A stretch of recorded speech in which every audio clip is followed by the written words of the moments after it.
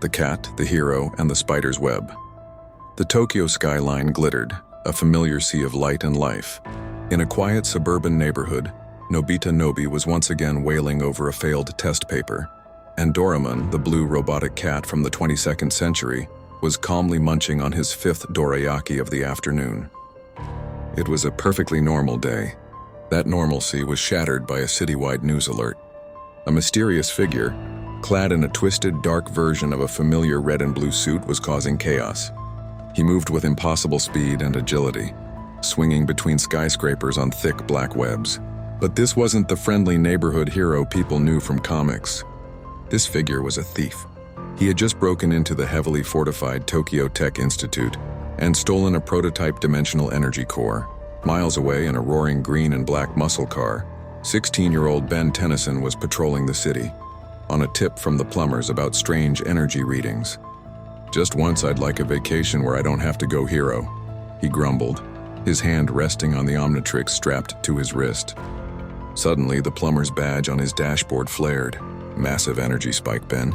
It matches the signature of the stolen core. And it's moving fast." Back in Nobita's room, Doraemon's four-dimensional pocket suddenly began to glow and vibrate violently. A critical gadget, the reality anchor, which kept his pocket dimension stable, flickered and vanished. "My anchor, it's been stolen right out of my pocket," Doraemon cried, his calm demeanor gone.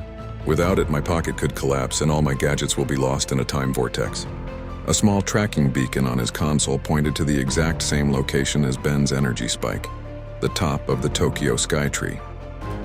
The race was on. Doraemon pushed a frantic Nobita through the anywhere door, emerging onto the windy observation deck of the Skytree.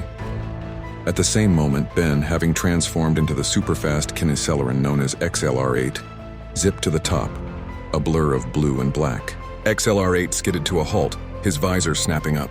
"Whoa, a talking blue raccoon thing? I'm a robotic cat," Doraemon retorted, brandishing his air cannon. Before their misunderstanding could escalate, a chilling, echoing voice filled the air. "Two new flies in my web." There he was, perched on the central spire. This Spider-Man was different. His suit was darker, almost black, with jagged crimson webbing patterns. His lenses glowed with a malevolent energy. In his hands, he held the dimensional core, which was now fused with Doraemon's reality anchor, pulsing with unstable power. "Give that back," Doraemon demanded. "I'm afraid I can't," the Dark Spider-Man said, his voice laced with pain. "I need it to fix a mistake, to bring her back." Ben transformed again, slamming the Omnitrix. In a flash of green light, he became the hulking, four-armed Tetraman 4 Arms. "I don't know what your problem is, pal, but you're not tearing the city apart to solve it." 4 Arms charged, but Spider-Man was unnaturally fast. He dodged the heavy blows, firing thick black webs that were as strong as steel cables. He moved like a phantom, his strength far beyond what Ben expected. Doraemon fired his air cannon, but Spider-Man simply created a web shield that absorbed the compressed air with a dull thud. "You don't understand loss," Spider-Man yelled, his attacks becoming more frantic. "In my world, I wasn't fast enough, I failed.